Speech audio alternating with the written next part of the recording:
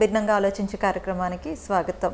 ప్రతి వారం ఎంతో చక్కని కొటేషన్స్తో మనందరికీ కూడా చాలా మంచి మంచి క్లారిటీస్ ఇస్తున్న ప్రకృతి ఉమామహేష్ గారు ఈరోజు మనతో పాటు ఉన్నారు. మరి వారితో మాట్లాడి ఈరోజు కొటేషన్స్ కూడా ఏంటో తెలుసుకుందాము. నమస్కారం అండి. నమస్కారం అండి. Thank you very much PMC ప్రేక్షకులకు. సో మరి ఈ వారం జ్ఞానం తీసుకోవడానికి ప్రేక్షకులందరితో పాటు నేను కూడా సిద్ధంగా ఉన్నాను.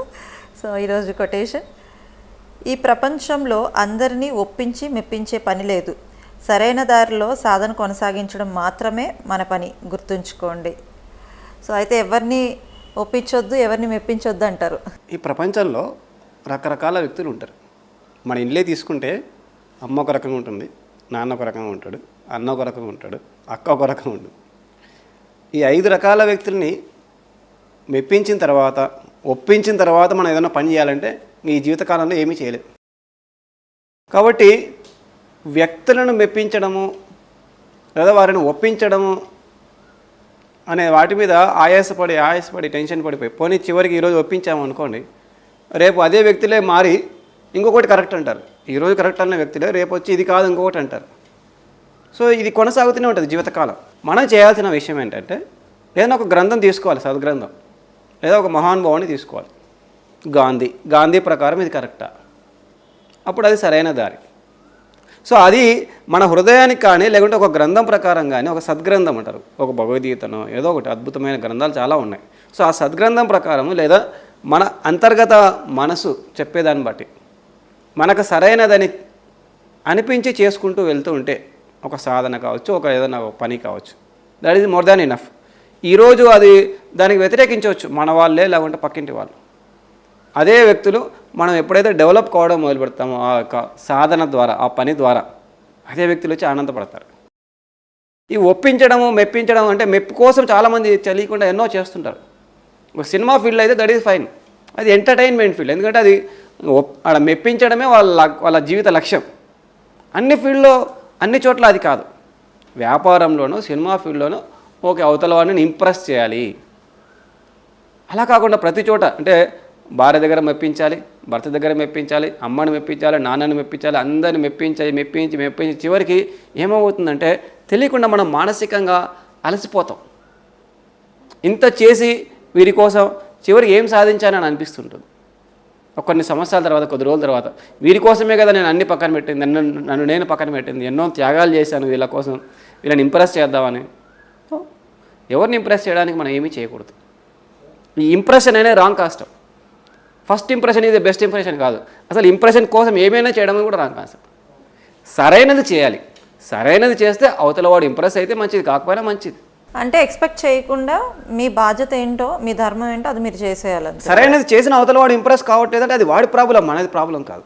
సరికానిది చేయకూడదు, హింసాయుతమైనది చేయకూడదు. అహింసలో సరైనవి ఎన్నో ఉన్నాయి. సో అందరి అభిప్రాయాలు కలవకపోవచ్చు. మా ఇంట్లోనే 6 మంది ఉన్నాం. చిన్నప్పుడు 6 మంది 6 రకాలు ఉన్నారు. నాన్న చేసేది అమ్మ వద్దంటాడు, అమ్మ చేసేది నాన్న వద్దంటాడు, ఆ తర్వాత అక్క వద్దంటాడు, తమ్ముడు వద్దంటాడు, అన్న వద్దంటాడు, పక్కింటోడు వద్దంటాడు. ఏది వద్దని కూడా ఇంకేం చేయాలి జీవితం. సో అందరినీ మెప్పించడం ఇట్ ఈజ్ నాట్ పాసిబుల్. లైఫ్లో అందరినీ మెప్పించడం అనేది ఎవరికి సాధ్యం కాదు. మహాయోగులు కూడా ఎవరిని మెప్పించలేదు. వాళ్ళ దారిలో వాళ్ళు వెళ్తూ ఉంటే ఆ దారిలో నచ్చిన వాళ్ళందరూ మహాయోగుల చుట్టూ వెళ్ళిపోయేవాళ్ళు. మహానుభావులు ఎవరిని చూస్తే వాళ్ళు చాలా నిక్కచ్చిగా ఉంటారు. వాళ్ళ దారి వాళ్ళు పోతూ ఉంటారు. ఎవరైనా వస్తే మంచిది, రాకపోతే ఇంకా మంచిది అన్నట్టు. సో మనం కూడా ఆలోచించి తీసుకోవాల్సిన నిర్ణయం ఏంటంటే మొహమాట పడి అవతలని ఇంప్రెస్ చేయడానికి పడిపోయి అలసిపోతూ జీవించాల్సిన అవసరం లేదు. హ్యాపీగా ఉండాలి, కాన్ఫిడెంట్గా ఉండాలంటే మనకు అంతర్గతం నుంచి సరైనది అనిపించింది, శాస్త్రాల ప్రకారం సరైనది అనిపించింది చేసుకుంటూ వెళ్ళాలి. అది మనకు కంఫర్ట్ ఇస్తుంది. ఇప్పుడు మన ఉద్యోగరీత్యా ఖచ్చితంగా బాస్ని మెప్పించాలి. అక్కడ కూడా బాస్ని మెప్పించే అవసరం లేదు. సరిగ్గా పని చేస్తే బాస్ ఆటోమేటిక్గా మెచ్చుకుంటాడు. బాస్ మెప్పించడం కోసం పని చేస్తే ఒకసారి మెచ్చుకుంటాడు, రెండో రోజు నేను ఇంత కష్టపడినా మెప్పు పొందట్లేదు, నన్ను ఇంప్రెస్ చేయట్లేదు, అంటే నన్ను పొగడట్లేదు అంటే లోపల మళ్ళీ ఈ డల్నెస్ స్టార్ట్ అయిపోతుంది, వీక్నెస్ స్టార్ట్ అయిపోతుంది. నిజంగా సరిగ్గా పని చేస్తే మనకు లోపల సాటిస్ఫాక్షన్ వస్తుంది, మన మనసు మెచ్చుకుంటుంది, మన అంతరాత్మ మెచ్చుకుంటే ఎస్ నువ్వు ఈరోజు పని చక్కగా చేశావు. బాస్ మైండ్ సెట్ ఒకటి ఉంటుంది. ఒకసారి ఇంకొక ఏదో ఆయన బాధలు ఆయన ఉంటాడు, ఆయన కూడా టెన్షన్స్ ఉంటాయి కదా. ఒకరోజు మెచ్చుకోడు, నేను ఇంత కష్టపడితే ఈరోజు నా బాస్ మెచ్చుకోలేదు, మన డ్యూటీ ఏంటి, ఒక ఉద్యోగంకి వెళ్ళాం, మన ధర్మం ఏంటి, ఆ ధర్మం ప్రకారం ఆ డ్యూటీస్ ప్రకారం అవన్నీ సక్రమంగా చేయాలి. సో అయితే ఆ థాటే తీసేయమంటున్నారు. ఆ థాట్ తీసేస్తే హ్యాపీగా ఉంటాం. మనం హ్యాపీగా ఉండాలంటే ఆ థాట్ తీసేయాలి. ఎప్పుడు ఏడ్చుకుంటూ ఉండాలి, టెన్షన్ పడకుండా ఉండాలంటే ఆ థాట్తో వెళ్ళచ్చు. ఉద్యోగంలో కూడా మనం ఏడ్చుకుంటూ చాలా లక్షల మంది తెలియకుండా చేసే మిస్టేక్ ఏంటంటే ఎప్పుడు ఏడుస్తూనే ఉంటారు. బాస్ని మెప్పించలేకపోయాను, ఒకరోజు పొగిడిన బాస్ రెండో రోజు పొగుడతాడని గ్యారెంటీ లేదు. బట్ మనకి ఇవ్వబడిన లిస్ట్ ఆఫ్ వర్క్స్ ఉంటాయి, డ్యూటీ, అది మన ధర్మము, అది మనం అన్ని సక్రమంగా నెరవేర్చాలి. నెరవేరితే మన మనస్సే మనల్ని మెచ్చుకుంటుంది, మన అంతరాత్మ మనల్ని మెచ్చుకుంటుంది. ఎస్, ఈరోజు నేను అర్హత సంపాదించాను, మనకు కాన్ఫిడెన్స్ వస్తుంది దానివల్ల. అదర్వైజ్ కాన్ఫిడెన్స్ కోల్పోతాం బాస్ మెచ్చుకోకపోతే. సో అయితే ఈరోజు ఎవరు దగ్గర నుంచి మనకి మెప్పు అవసరం లేదు, మీ పని మీరు చేసుకుంటా వెళ్ళిపోండి. మీరు ఎవరి దగ్గర నుంచి ఏ ఎక్స్పెక్టేషన్స్ పెట్టుకోవద్దు. ఎక్స్పెక్టేషన్ నుండి చేస్తే ఖచ్చితంగా ఫైనల్గా బాధపడతారని చాలా చక్కగా చెప్పేశారు. సో అయితే ఇప్పుడు ఈ సినిమా రంగంలో కూడా మీరు ఇందాక అన్నారు, సినిమా రంగంలో మెప్పించడం అన్నది ఓకే, అక్కడ ప్రాబ్లమ్స్ అంతా కదా అదే కదా. పాపం ఒక సినిమా హిట్ అయితే రెండో సినిమా ఫ్లాప్ అయిపోతుంది మెప్పించలేక. సినిమా రంగం అనేది హైయెస్ట్గా అంటే మెప్పే వాళ్ళ లైఫ్. వాళ్ళు కూడా ఎటువంటి ఎక్స్పెక్టేషన్స్ పెట్టుకోకూడదు కదా. అలా అయితే 2-3 సినిమాల తర్వాత వాళ్ళు కూడా నేర్చుకుంటారు. చాలామంది హీరోలు చెప్తుంటారు 4-5 సినిమాల తర్వాత సక్సెస్ను ఫెయిల్యూర్స్ను రెండింటిని ఒకటే రకంగా తీసుకుంటామండి, అదర్వైజ్ జీవించలేరు పాపం. వాళ్ళు కూడా డిప్రెషన్ వచ్చేస్తుంది. మనం చూస్తే సీనియర్ హీరోలను చూస్తే, సీనియర్ యాక్టర్స్ చూస్తే వాళ్ళు ఇలాగే వేదాంతుల్లాగా మాట్లాడుతుంటారు. మన ఎక్కడో వెంకటేష్ గారిది, జగపతి బాబు గారిది చూశాను. వాళ్ళంతా వేదాంతం, మనం మాట్లాడిన వేదాంతం మాట్లాడుతారు. ఎందుకంటే వాళ్ళు కూడా 2-3 సార్లు చూసిన తర్వాత వద్దునైనా ఇది చేయగలిగింది చేస్తాం. గురువు గారు అనుభవమే జ్ఞానం అన్నారు కదా, వీళ్ళు అనుభవించి వాళ్ళు కూడా అక్కడికే వచ్చేస్తారు. ఇనీషియల్గా మనం ఏదో చేయగలుగుతాం అనుకుంటారు. ఎవరు ఇనీషియల్గా అలాగే అనుకుంటారు పాపం. మొదటి 1-2 ఎపిసోడ్ల వరకు, 2-3 సినిమాల వరకు, ఆ తర్వాత అలవాటు పడిపోతారు. ఓహో, మనము స్థితప్రజ్ఞులుగా ఉండాలి, అదర్వైజ్ జీవించలేము, బ్రతకలేము. నేను మొన్న రీసెంట్గా ఇక్కడ చూశాను, నితిన్ మూవీస్ 7 సంవత్సరాలు ఆయనకి బ్రేక్ రాలా. 7 సంవత్సరాల ముందు ఏదో ఒక సినిమా సై మూవీ ఏదో హిట్ అయింది. ఆ తర్వాత 7 years ఆయనకి బ్రేక్ రాలేదు. ఫెయిల్యూర్స్. మళ్ళీ తర్వాత ఆఫ్టర్ 7 years ఏదో ఒక సినిమా ఆయన హిట్ కొట్టారు. బట్ ఈ 7 years మధ్య ఆయన మైండ్ సెట్, అరే మాకు సినిమాలు క్లిక్ అవ్వట్లేదు, నేను వదిలేద్దాం అని కాకుండా ఆయన అది కంటిన్యూ చేసుకుంటూ వెళ్ళారు. అంటే మైండ్ స్టెబిలిటీ కోసం, ఆయన మైండ్ స్టెబిలిటీ ఎంత స్ట్రాంగ్గా ఉంది, ఆయన ఎంత స్ట్రాంగ్ పర్సన్ అని చెప్పి ఒక కొటేషన్ చూశాను నేను ఆల్రెడీ ఇన్స్టాలో. సో వాళ్ళు అట్లా ట్యూన్ అయిపోతున్నారు. సో వాళ్ళతోనే కానది మనది ఎలా అవుతుంది? రోజు అందరిని ఇంప్రెషన్ చేయాలంటే ప్యూర్లీ ఎంటర్టైన్మెంట్. ఇది మనది ఎంటర్టైన్మెంట్ కాదు, మన లైఫ్లో ఎక్కడ ఇంప్రెస్ చేయగలుగుతాం? కాదు. ఎంటర్టైన్మెంట్లోనే ఈరోజు బ్రహ్మానందం గారు చేసిన కామెడీ రేపు నచ్చదంటే ఎలా అవుతుంది? అక్కడే అవ్వడం లేదు. మనకి ఇక్కడ లైఫ్లో అందరినీ హ్యాపీ చేయాలి, అందరిని ఎంటర్టైన్ చేయాలి అంటే అవ్వదు, అలసిపోతాం. మనం హ్యాపీగా ఉండాలి ముఖ్యంగా. అవతల వాడు హ్యాపీగా ఉంటాడో లేదో ఆ తర్వాత సంగతి. మనం హ్యాపీగా లేకపోతే లైఫ్ కొద్ది రోజుల తర్వాత మిస్ అయిపోతాం. మనం హ్యాపీగా ఉంటేనే మనం ఎదుటి వాళ్ళకి ఆ హ్యాపీనెస్ ఇవ్వగలం, షేర్ చేయగలం. అసలు ఇక్కడ లేనిది అక్కడ ఎట్లా షేర్ చేస్తాం? ప్రాబ్లం అంతా అక్కడే వస్తుంది. లేనిది షేర్ చేయడానికి ట్రై చేస్తారు. లేనిది షేర్ చేయడానికి ట్రై చేసి తెలియకుండా లోపల ఉన్నదే షేర్ చేస్తాం. అంతర్గతంగా లోపల దుఃఖం ఉంటుంది, దుఃఖంతో నవ్వుతూ మాట్లాడదాం. దుఃఖంతో నవ్వుతూ మాట్లాడితే లోపల నుంచి బయటికి వాళ్ళకి అదే వెళ్తుంది. అంటే వైబ్రేషన్స్ లేదంటే ఆ ఫీలింగ్స్ తెలియకుండానే ట్రాన్స్ఫర్ అయిపోతాయి. మనం ఏడుస్తూ మాట్లాడుతున్నాం, మన దుఃఖంతో మాట్లాడుతున్నాం, ఆటోమేటిక్గా ట్రాన్స్ఫర్ అయిపోతుంది, అంతే వస్తుంది. రైట్, చాలా చక్కగా చెప్పారు. మరొక కొటేషన్, ఆధ్యాత్మికత అంటే ఈ ప్రపంచంలో గొప్పవారిగా అనిపించే విధంగా, కనిపించే విధంగా జీవించడం కాదు. అనవసర గొప్పలు పక్కన పెట్టి అతి సామాన్యంగా జీవించడమే అసలు ఆధ్యాత్మికత. గొప్పలు చెప్పుకోవద్దంటారు ఏంటి సార్ మీరు? చెప్పుకోవాలి కదా గొప్పలు. బయట ఎంతమంది అసలు నేను ఇది, నేను అది, నేను ఇన్ని చేశాను, నేను అన్ని చేశాను అని చెప్పుకోకపోతే వాళ్ళు హ్యాపీగా ఉండలేరు. అదే వర్చువల్ హ్యాపీనెస్ అయిపోతుంది. Okay, temporary happiness. ఇందాక అన్నట్టు ఎవరో పొగిడారు గొప్పగా, ఆనందపడతాం. ఆ తర్వాత వాళ్ళే తిట్టారు, బాధపడతాం. అంటే దిస్ హ్యాపీనెస్ ఈజ్ టెంపరీ. మనకు పర్మనెంట్ హ్యాపీనెస్ కావాలా, టెంపరీ హ్యాపీనెస్ కావాలి? ఆబ్వియస్గా పర్మనెంట్ కావాలనుకుంటారు. మనం అందరం పర్మనెంట్నే కోరుకుంటూ టెంపరీలో మునిగిపోయాం. గొప్పల కోసం వెళ్ళి ఈరోజు ఆనందం వస్తుంది, ఇందాక ఒక సినిమా హిట్ అయింది ఆనందం, ఫ్లాప్ అయింది బాధ. అట్లా కాదు. మన లోపల ఎప్పుడూ హ్యాపీగా ఉండగలగాలి అంటే ఈ అనవసరమైన గొప్పలకు వెళ్ళకుండా, నేను గొప్పవాడని, నేను మంచి బాలుడిని, నేను పెద్ద హీరోని, నేను 6 అడుగుల ఆజానుభావుడిని, నేను అందమైన వాడిని, మనకు తెలియకుండా ఇవన్నీ ఉంటాయి ఇమేజినేషన్స్లో. నేను నేను నేను గొప్ప అంటే ఈ నేనుకి బాగా ఆజ్యం పోసి పైకి అలా తీసుకొస్తున్నట్టు. ఈ నేను పోనంత వరకు కూడా మనం 100% హ్యాపీగా ఉండలేం. ఎప్పుడో ఒకసారి ఏదో ఒకరో కింద పడుతూనే ఉంటాం, పడుతూ లేస్తూ జీవితం ఇంతేలే రాత్రి బావులు లాంటిది అనుకుంటూ ఉంటాం.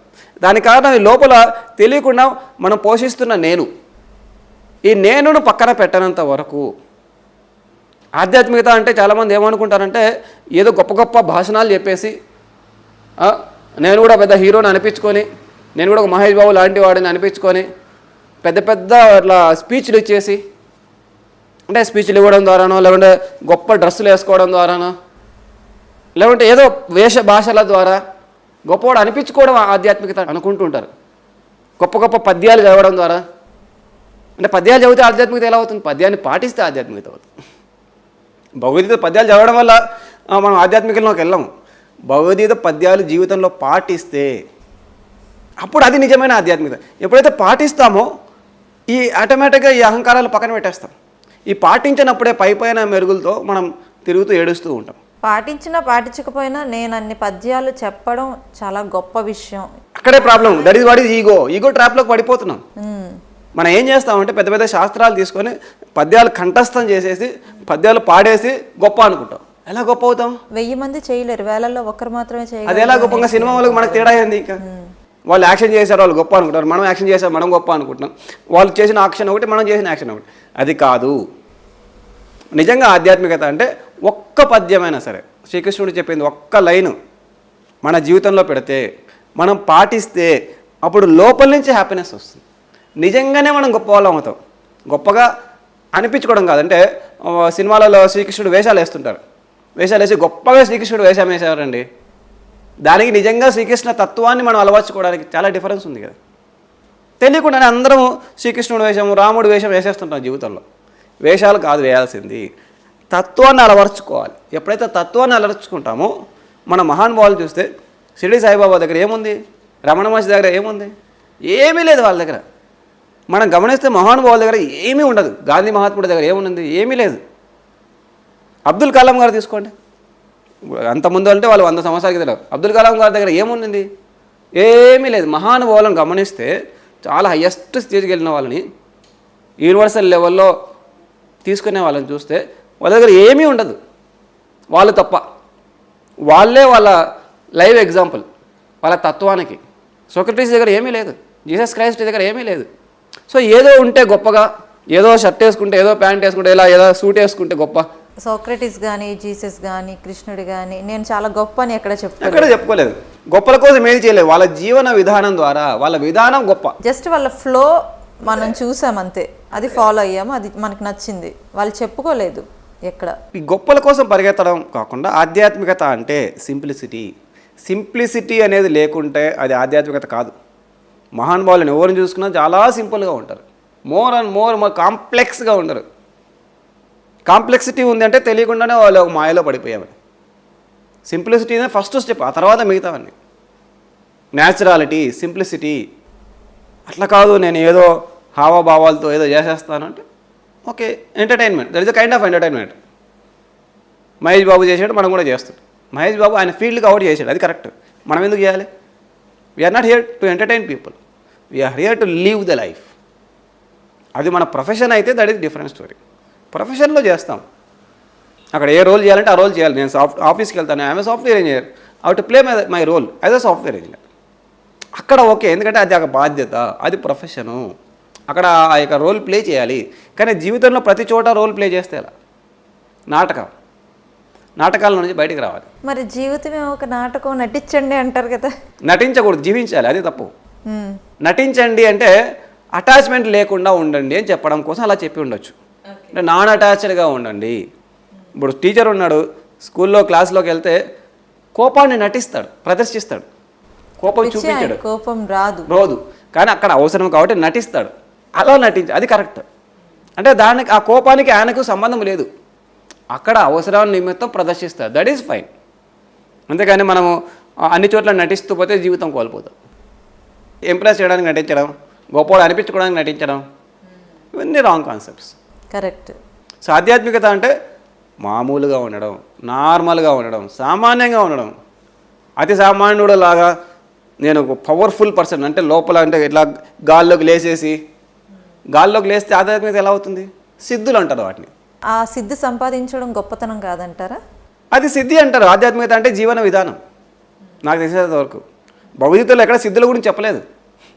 భగవద్గీతలో ఎక్కడ సిద్ధుల గురించి చెప్పలేదు. మరి ఆ సిద్ధుల వల్ల ఉపయోగాలు ఏమంటారు? మరి ఆనందం అదొక తుత్తి జనాలకు. అందుకే అవన్నీ అంటే నేను ఒక బిల్గేట్ అయ్యాను అదొక ఆనందం, నేను ఒక మంచి హీరో అయ్యాను అదొక ఆనందం. అంటే మానసిక ఆనందం నేను అనుకోవడం వల్ల. అంటే సిద్ధులు వచ్చింది కూడా ఒక విధంగా చెప్పాలంటే ధ్యానం చేయడం వల్లే మనకి సిద్ధులు వస్తాయి కదా. ధ్యానం చేయడం వల్ల సిద్ధులు రావు. నాకు తెలిసి దానికంటూ సపరేట్ పద్ధతులు ఉంటాయి. కొన్ని సిద్ధుల కోసం కొన్ని ప్రయత్నాలు చేస్తుంటారు. ధ్యానము ఆత్మజ్ఞానం కోసం మాత్రమే. ధ్యానము కేవలం ఆత్మజ్ఞానం కోసం. ఆత్మజ్ఞానం అంటే ఆత్మస్థితిని పొందడానికి, ఆత్మగా జీవించడానికి. ధ్యానం చేస్తే సిద్ధులు రావంటారా? సిద్ధులు రావచ్చేమో ప్రతిఫలంగా, బట్ వాటి వెంట మనం పడకూడదు. ప్రత్యేకంగా సిద్ధుల కోసం మనం ఏమీ చేయకూడదు. ధ్యానం చేస్తే సిద్ధులు రావచ్చు, ఓ 10 గంటలు ధ్యానం చేస్తే ఇంకేమైనా రావచ్చు. కానీ అవి చేస్తే సిద్ధులు వచ్చాయి కూడా నేను గొప్పవాడిని అనుకుంటే అలా గొప్పతనం కాన్సెప్టే లేదు ఆధ్యాత్మికల్లో. There is no word called గొప్పతనం. నేను గాల్లో పైకి లేస్తున్నాను కాబట్టి నేను మీకంటే గొప్పవాడిని కాను. నేను గాల్లో పైకి లేచినా కింద ఇలా చైర్ మీద కూర్చున్నా నేను మీకు సమానమే. మీకంటే ఎక్కువ కాదు, తక్కువ అంతకంటే కాదు. ఇదంతా ఏంటంటే ప్రదర్శన అనేది రాంగ్ కాదు. సాయిబాబా గారు ఎన్నో లీలలు చూపించారు. ఆయన ఎప్పుడు గొప్పవాడిగా ఫీల్ అవ్వలేదు, మామూలుగానే ఉన్నాడు. ఇది సామాన్యంగా ఉండేవాళ్ళు. సిద్ధులు ఉండొచ్చు, మన శక్తి పెరిగే కొద్దీ సిద్ధులు వస్తాయేమో, బట్ వాటి వల్ల మనం ఇంకొకరికంటే గొప్పవాడు అయిపోయాం అనుకుంటే భ్రమలోకి వెళ్ళిపోయినట్టు. There is again ego trap. మళ్ళీ లౌకికంలోకి వచ్చేసాము. ఆధ్యాత్మికంలో ఇక్కడ ఉన్నది ఆత్మనే, అక్కడ ఉన్నది ఆత్మనే. అది ట్రూత్. ఇక్కడ నేను గొప్పవాడిని, అక్కడ మీరు తక్కువ అయిపోయింది. సో ఇక్కడ ఈక్వాలిటీ బేసిస్ లేదు. లౌకికంలో ఈక్వాలిటీ ఎక్కడ ఉంది? లేదు కదా. మీరు యాంకరు, ఇప్పుడు నేను మాట్లాడుతున్నా, నేను మీకంటే ఎక్కువ అనుకుంటే అయిపోయింది, ఈ ప్రోగ్రామే ఉండదు. ఈ గొప్ప నేను మీకంటే ఎక్కువ, మీరు నాకంటే ఎక్కువ ఈ కాన్సెప్ట్ వచ్చిందో అక్కడ ట్రూత్ వెళ్ళిపోయింది. ఆత్మజ్ఞానం లేదు అక్కడ. నేను వచ్చేసింది అక్కడ. నేను is local. If you are a spiritual person there is no నేను లేదు, మీరు లేదు, నేను లేదు. We are all same. అంటే మనం దేవుడి నుంచి లేదా భగవంతుడు లేదా ఓవర్ సెల్ఫ్లో వచ్చేసిన చిన్న చిన్న ముక్కలం. ఈ చెయ్యి ఎక్కువ లెఫ్ట్ హ్యాండ్ కాబట్టి, ఈ చెయ్యి ఎక్కువ రైట్ హ్యాండ్ కాబట్టి అనుకుంటే ఇవి పని చేయలేవు. 2 చేతులు కలిసి ఉండలేవు, విడిపోవాల్సి వస్తుంది. ఇవి కలిసి ఉన్నాయి కాబట్టి, 2 సరిసమానంగా అనుకుంటూ ఉన్నాయి కాబట్టి, తక్కువ ఎక్కువలనే భావన లేకుండా ఉన్నాయి కాబట్టి శరీరం పనిచేస్తుంది. ఈ కాలు ఎక్కువ, చెయ్యి తక్కువ, ఈ కాలు తక్కువ, చెయ్యి ఎక్కువ. కాలు కింద ఉంది కాబట్టి తక్కువ, చెయ్యి పైన ఉంది కాబట్టి ఎక్కువ, తల ఎక్కువ, కాలు తక్కువ. ఇదంతా రాంగ్ కాన్సెప్ట్. మనం కూడా దైవత్వంలో, దేవుడిలో రకరకాల భాగాలం అంతే. మీరు అక్కడున్న ఒక భాగం, నేను ఇక్కడ ఉన్న ఒక భాగం. అప్పుడు మీరు ఎక్కువ, నేను తక్కువ, నేను ఎక్కువ, మీరు తక్కువ ఎలా అవుతాం? ఈ ఎక్కువ తక్కువ గొప్ప అనేది వచ్చిందంటే ఆధ్యాత్మికం పోయింది. మరి మీకంటే నాకు ఎక్కువ తెలుసు కాబట్టి నేను ఎక్కువ అని అనుకుంటారు. ఎక్కువ తెలుసు ఏముంది, ఎక్కువ వస్తూ ఉండొచ్చు, ఫ్లో. అది కొటేషన్స్ అన్నీ రాస్తున్నా, నేను రాస్తున్నాను అనుకుంటే గొప్ప అయిపోతుంది. నాకు వస్తున్న ఫ్లో అది ప్రకృతి ద్వారా. జీసస్ క్రైస్ట్ లాంటి వాడే ఐఎమ్ జస్ట్ ఏ మెసెంజర్ అన్నాడు. మనం ఎంత? ఐఎమ్ జస్ట్ ఏ మెసెంజర్ అంటే నేను ఒక పోస్ట్ మ్యాన్ అన్నాడు. మెసెంజర్ అంటే నాకు దేవుడు ఇచ్చినవి మీకు ఇస్తున్నాను అన్నాడు. జీసస్ క్రైస్ట్ ఎంతటి వాడు. మనం దేవుడిగా ఆయనను గుర్తించినా ఆయనే తనను తాను ఐఎమ్ జస్ట్ ఏ మెసెంజర్ అన్నాడు. మనకు మెసెంజర్ అనేసరికి ఇప్పుడు ఫేస్బుక్ మెసెంజరే గుర్తొస్తుంది. జీసస్ క్రైస్ట్ ఎక్కడ నేను దేవుడిని అని చెప్పుకోలేదు, బట్ ఇప్పుడు ఆయన దేవుడిని చేశారు. దేవుడిని చేశారు అంటే ఆయన అందరిలో దేవుడిని చూశాడు. నేను మాత్రమే దేవుడిని అనలేదు. సో ఆయన కూడా మెసెంజర్ అన్నాడు. మెసెంజర్ అంటే నాకు దేవుడు ఇచ్చింది నేను మీకు ఇస్తున్నాను. అక్కడ గొప్పతనం అనే కాన్సెప్టే లేదు, ఈక్వాలిటీనే ఉంది. So fine. అయితే మన డిగ్రీలు, మన అచీవ్మెంట్, నేను పిహెచ్డీ చేశాను కాబట్టి, నేను డాక్టరేట్ కాబట్టి, నాకు ఇన్ని డిగ్రీలు ఉన్నాయి, నాకు ఇన్ని అచీవ్మెంట్స్ ఉన్నాయని చెప్పి ఎవరు హైప్ అవ్వద్దు అంటారు. హై కాకూడదు. అవుతే తెలిసేది కానీ మనమే దుఃఖంలోకి వెళ్తాం. ఆబ్వియస్గా మీతో ఉన్న వాళ్ళకి ఆ ఈక్వాలిటీ బేసిస్ మీరు మెయింటైన్ చేయలేరు. మీరు వాళ్ళతో కలిసి మీరు ఫస్ట్ ఆఫ్ ఆల్ లైఫ్ హ్యాపీగా, చాలా మంది పెద్ద పెద్ద ప్రొఫెసర్స్ ఉంటారు, ఎవరితో చాలా ఎక్కువ ఎక్కువ ఎక్కువ అని సింగిల్ అయిపోతుంటారు. పెద్ద పెద్ద ప్రొఫెసర్ ఉన్న వాళ్ళు ఎవరితో కలవలేరు, నవ్వుతూ మాట్లాడలేరు, చాలా రోల్ ప్లే చేస్తారు. నేను అబ్జర్వ్ చేశాను అది. Because they are not common man, they become now super man. ఇప్పుడు అదే సూపర్ మ్యాన్ కెనాట్ లాఫ్. నేను ఇప్పుడు కామన్ మ్యాన్ కాదు, ఇప్పుడు నేను సూపర్ మ్యాన్. ఇప్పుడు నేను నవ్వకూడదు, నేను ఓపెన్గా ఉండకూడదు, నేను నలుగురిలో అందరితో తినకూడదు, ప్రతిదీ కూడా. When you become a superman, you don't have life. Be a common man. Then you will have more life. Right, చాలా మంచి ఇన్ఫర్మేషన్ ఇచ్చారు. సో నేను అన్నది ఎక్కడ పెరుగుతుందంటే ఖచ్చితంగా నాకు ఇన్ని వచ్చు అని ఎప్పుడైతే మనం ఫీల్ అవుతామో అక్కడి నుంచి ఆ నేను స్టార్ట్ అయ్యి ఆబ్వియస్గా మనం అందరితో హ్యాపీగా అయితే ఈక్వల్గా అయితే ఉండలేము, అంతే కదా, సింగిల్ అయిపోతాం ఫైనల్గా. లోన్లీనెస్ వచ్చేస్తుంది తెలియకుండా. ఆనందానికి కారణాలు అవసరం లేదు, ఆనందానికి కారణాలు కావాలి అనుకుంటున్నామంటే అకారణంగా దేని మోహంలోనో ఇరుక్కున్నామని అర్థం. ఆబ్వియస్గా ఏదో ఒకటి ఉంటేనే కదా మనం హ్యాపీ ఫీల్ అవుతాం, ఊరికే హ్యాపీనెస్ ఎలా వస్తుంది సార్? హ్యాపీనెస్ అనేది it is a state of mind. మనం ఏమనుకుంటామంటే ఏదో వచ్చిన దానివల్ల మనం హ్యాపీగా ఉన్నాము అనుకుంటాం. చిన్నపిల్లవాడు ఎలా ఆనందంగా ఉంటున్నాడు? 5 years పిల్లవాడు 5 years దాటి 6 years దాటి మెల్లగా ప్రపంచంలోకి వచ్చి చాక్లెట్ బిస్కెట్ అనుకుంటాం. మనం పుట్టిన పిల్లల్ని చూస్తే అలా నవ్వుతూ ఉంటారు. ఓన్లీ ఆకలేసినప్పుడే ఏడుస్తారు, అది భౌతికంగా అది సిగ్నల్ అంతే, అది ఒక భాష. అదర్వైజ్ ఎప్పుడు నవ్వుతూనే ఉంటారు వాళ్ళు చిన్నపిల్లలు. ఆ నవ్వు ఎక్కడికి పోయింది? మనకి ఆ ఆనందం ఎక్కడికి పోయింది? వాళ్ళకి ఏమైనా కారణం. మనమే ఏం చేస్తామంటే అది చూపించి ఇది చూపించి ఎక్స్ట్రాగా ఎంటర్టైన్ చేసేసి వాడిలో ఉన్న ఆనందాన్ని కూడా మనం ఏదో చేసేస్తుంటాం. ప్రతి మనిషి బై బర్త్ ఆనందజీవి, ఆనందంతోనే పుట్టాడు. ఏడవడం అనేది దానికి కారణం, పుడుతూనే దానికి భౌతిక కారణాలు అంతవరకు మాత్రం. ఆకలి, ఏదో తగిలింది ఏడుస్తాడు. అదర్వైజ్ హ్యాపీగా ఉండడం అనేది జీవన విధానం బై బర్త్. మనం తెలియకుండా అత్యాశలు పెంచుకొని దురాశలు పెంచుకొని నాకు ఇది వస్తేనే ఆనందం, అది వస్తేనే ఆనందం. అలెగ్జాండర్ అనుకున్నాడు ప్రపంచం అంతా జయిస్తే అప్పుడు ఆనందంగా ఉంటాను. జయించగలిగాడా? అలెగ్జాండర్ ఏం చేయలేకపోయాడు. ఆఖరికి నేను ఇంత చేసి ఏమి చేయలేకపోయాను, ఉత్త చదువుతో పోతున్నాను, మీరు ఆ పని చేయకండి అని చెప్పాడు. సరే, సాధించకూడదు జీవితంలో ఏది అనట్లేదు, సాధిస్తూనే ఉండాలి. కానీ చివరిలో ఆనందంగా ఉంటానని కాదు, మొదటి రోజు నుంచే ప్రయాణంలో కూడా ఆనందంగా ఉండండి అని చెప్తాను. ప్రయాణంలో కూడా ఆనందంగా ఉంటే ఆ ప్రయాణం చాలా అద్భుతంగా ఉంటుంది. శ్రీకృష్ణుడు ఎలా ఉంటాడు? ఎప్పుడు నవ్వుతూ ఉంటాడు, యుద్ధంలో కూడా నవ్వుతూ ఉంటాడు. నవ్వుతూ ఆనందంగా ప్రతిక్షణం జీవిస్తే బాగుంటుందా?